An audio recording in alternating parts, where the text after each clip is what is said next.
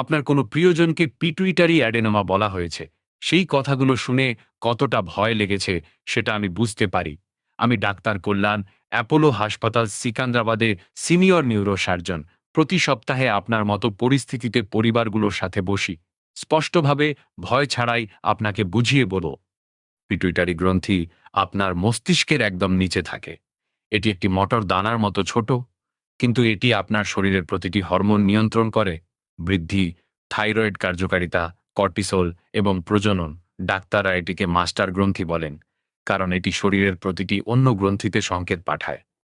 Adenoma মানে এই গ্রন্থির ভেতরে অস্বাভাবিক কোষের একটি ছোট দল বেড়ে গেছে, এটুকুই। এটি মস্তিষ্ক থেকে আসেনি, এটি অন্য কোথাও ছড়িয়ে পড়ে না। আপনার মস্তিষ্কের ভিত্তিতে একটি ছোট গ্রন্থির ভেতরে একটি বৃদ্ধি মাত্র। এখন আপনার যে সবচেয়ে গুরুত্বপূর্ণ কথাটা শোনা উচিত, পিটুইটারি অ্যাডেনোমা ক্যান্সার নয়, এটি অণু অঙ্গে ছড়িয়ে পড়ে না। 90% রোগী একটি মাত্র অস্ত্রোপচারে সম্পূর্ণ সুস্থ হয়ে যান।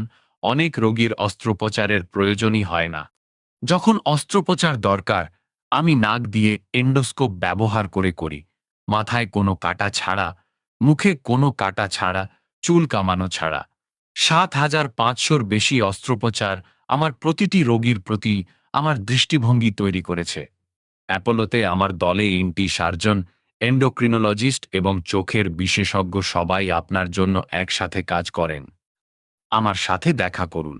যত তাড়াতাড়ি মূল্যায়ন করা হবে, আপনার ফলাফল তত ভালো হবে। এখনই স্ক্রিনে দেখানো নম্বরে কল করুন বা হোয়াটসঅ্যাপ করুন। পরবর্তী ভিডিওগুলোতে আমি আপনার নির্দিষ্ট ধরনের অ্যাডেনোমা, চিকিৎসার বিকল্প এবং সুস্থ হওয়ার প্রক্রিয়া নিয়ে প্রতিটি প্রশ্নের উত্তর দেব।